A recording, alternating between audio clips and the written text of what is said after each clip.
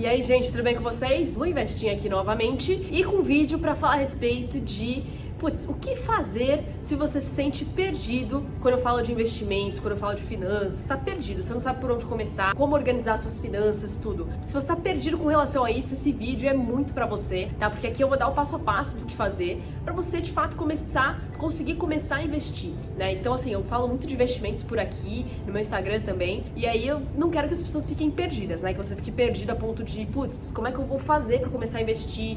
Eu não sei de onde eu vou tirar dinheiro, Lu, eu acho que investimento é legal, mas eu não sei o que fazer, preciso organizar tanto a minha vida financeira, né? Então, por todas essas dúvidas, nesse vídeo eu vou fazer aqui um passo a passo do que você precisa fazer antes de pensar em investir. Para você começar a investir com mais tranquilidade e conseguir também, principalmente, usar aquela consistência que eu tanto falo pra vocês, que é importante. Porque você investir só uma vez na vida, né, tipo, o momento, você vai lá, coloca o dinheiro e nunca mais põe nada, né, não gera tanto resultado quanto se você tem a consistência de aportar um pouco todo mês, tá? Então é isso que eu quero falar aqui com vocês. Mas antes de mais nada, eu vou pedir para você, né, que sempre esquece de dar o seu like, de se inscrever no canal, de ativar o sininho, que faça isso para ajudar o canal a crescer mais. Também, se puder compartilhar com os amigos, é muito legal, porque a gente consegue fazer com que esse conteúdo chegue a mais pessoas também, tá bom? Então é isso, bora pro vídeo.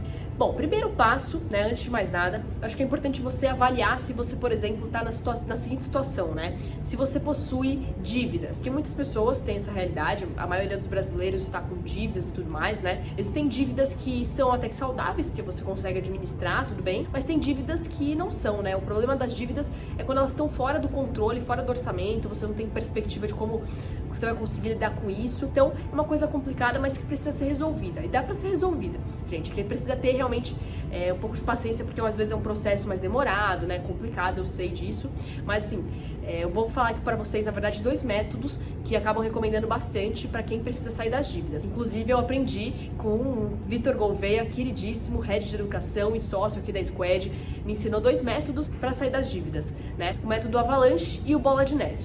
Como que funciona cada um? O Avalanche é aquele no qual você vai pegar primeiro a dívida de maior valor e você vai querer matar ela. Então, você vai pegando as dívidas de maiores valores e você depois vai indo em ordem ali decrescente. Então, é do maior para o menor, tá? Agora, no método Bola de Neve, qual que é a estratégia? A estratégia é que você comece pela menor dívida, né, de menor valor, e vá até bater as maiores, tá bom? Então, o Bola de Neve é isso, que você vai de uma forma crescente, do menor para o maior, ok? Que inclusive o Vitor disse que até acha mais interessante, porque o Bola de Neve permite até que você vá adquirindo, como posso dizer, né, aquela autoestima, autoconfiança ao longo do processo. Porque se você pega uma dívida mais baixa e vai tirando ela, né, vai tirando as dívidas menores, o que acontece é que você vai ficando assim, talvez com mais fôlego até para continuar com isso. Você vai se sentindo mais esperançoso, tendo esse sentimento de, poxa, eu vou conseguir, conseguir matar esses daqui, eu vou conseguir me livrar das próximas, né? Então, você começar pelas de menor valor é interessante por isso, né? Mas, claro, o método Avalanche também pode funcionar.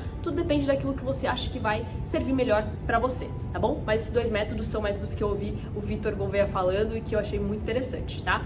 Agora, uma outra etapa muito importante, né, depois de pensar essa coisa até de sair das dívidas, é você pensar em fazer o seu orçamento. Na verdade, o orçamento, assim, ele é sempre importante, né? O quanto antes você puder fazer o seu orçamento, melhor. Até se você puder fazer o seu orçamento independente de estar nas dívidas, melhor ainda, tá? Eu falei primeiro das dívidas porque é algo sério que a gente precisa trabalhar, mas você já fazer o seu orçamento o quanto antes é muito importante.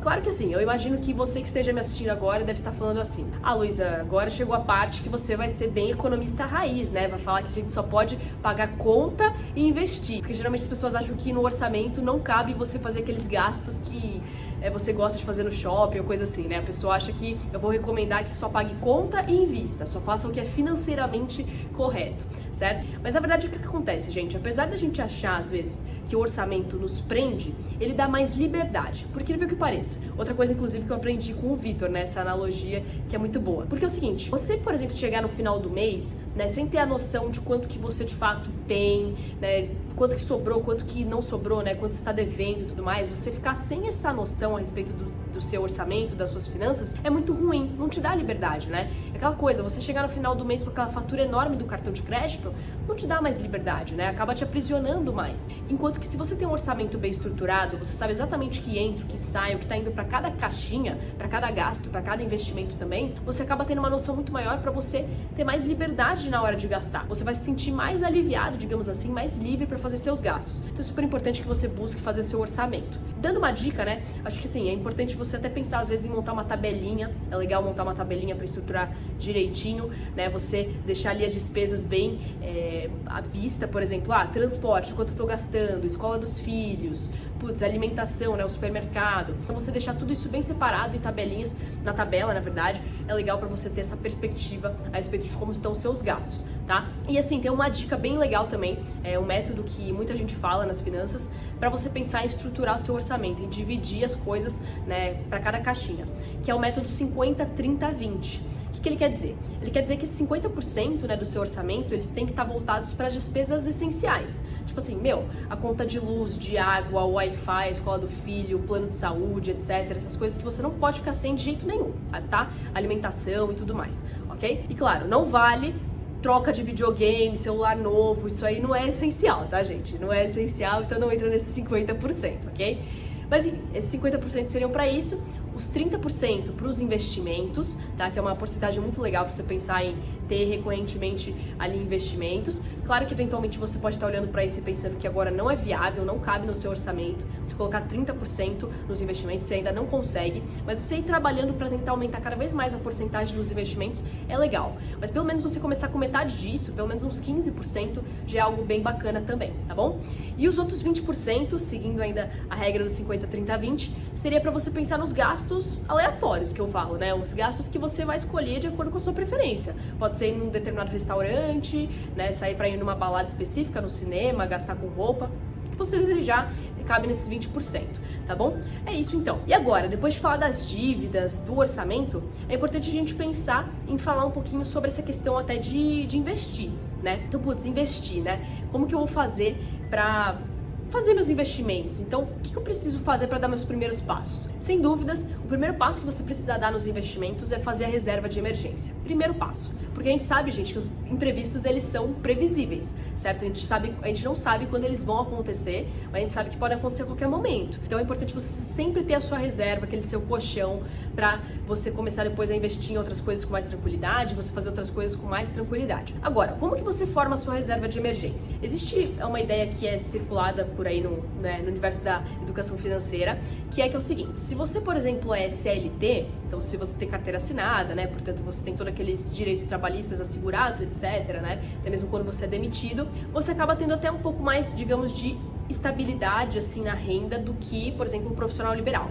Então, para um profissional liberal seria legal que ele tivesse cada vez mais meses, né, guardados numa reserva, enquanto que o CLT não precisa necessariamente de tantos meses, né? Pode ter, por exemplo, uns 3 meses, e aí o profissional liberal uns 6 meses, até mais, né? Uns 12 meses melhor ainda, para quem é, por exemplo, dono do seu próprio negócio e tal. Mas assim, claro que de forma geral, quanto mais você tiver guardado, melhor, né? Para todo mundo, para todos os casos, quanto mais meses você tiver guardado ali da sua renda mensal, você necessita todo mês, né, guardadinhas, melhor ainda, né? A gente vê, por exemplo, o caso da pandemia, poxa, abalou todo mundo, né? E se você tivesse uma grande quantidade de reservas, isso te ajudaria bastante, independente de ser CLT, profissional liberal, né? Então, pensar em guardar cada vez mais meses ali, ó, a maior quantidade de meses possíveis na sua reserva de emergência, né?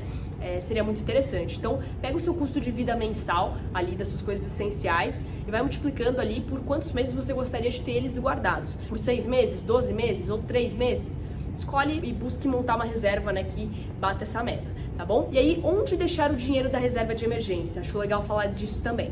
Bom, deixe em algo que você consiga resgatar rápido, porque as emergências podem acontecer a qualquer momento, em algo que também seja muito de baixo risco, ok? Então tem que ser baixo risco, porque, poxa, não tem como ter, né, oscilação em algo que é para uma reserva, para um colchão, né, de emergência. Então, algum investimento da renda fixa, como por exemplo, um CDB de liquidez diária que pague no mínimo 100% do CDI, um Tesouro Selic ou uma conta remunerada de um banco digital, que também vai te render super bem agora, tá? Então são investimentos clássicos que vão permitir com que você deixe um dinheiro ali reservado para caso de emergência, né? E aí vai ser bastante interessante para você acumular esse dinheiro para ter no colchão, tá? E depois disso, aí você pensa o quê? Na diversificação para mais investimentos. Então, muitos investimentos, né? Eu brinco até que tem para todos os gostos e sabores, assim, tem tudo e mais um pouco.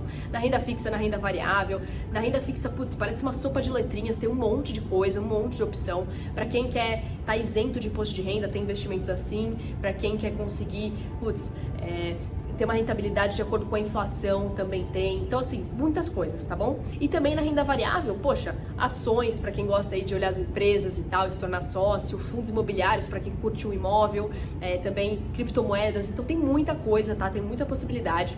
E aí depois, então, da reserva de emergência é partir para essa diversificação. É você pegar ali os 30% que a gente tinha conversado antes, né? E você distribuindo em várias caixinhas diferentes e diversificando nos seus investimentos, ok? Então é isso, gente. Falei pra caramba, né? Se vocês tiverem dúvidas, só deixar aqui nos comentários. Enfim, sabem que eu tenho o maior prazer em responder todas as dúvidas. Se você tiver com um caso ali também de, putz, Luiz, ó, eu tô aqui, né, começando a construir minha carteira, mas tô com dúvidas, tô tentando sair das dívidas, mas tô meio assim. Deixa nos comentários, conta pra mim aí, né, o que tá acontecendo, compartilha comigo. E aí eu vou ter o maior prazer em responder. E não se esqueça também de se inscrever no canal, ativar o sininho pra acompanhar os próximos vídeos que vão sendo postados e deixar o seu like. Não esquece, hein? Que eu leio sua mente, eu sei que você vai esquecer. Mas enfim, é isso, gente. Beijos econômicos para vocês e até a próxima.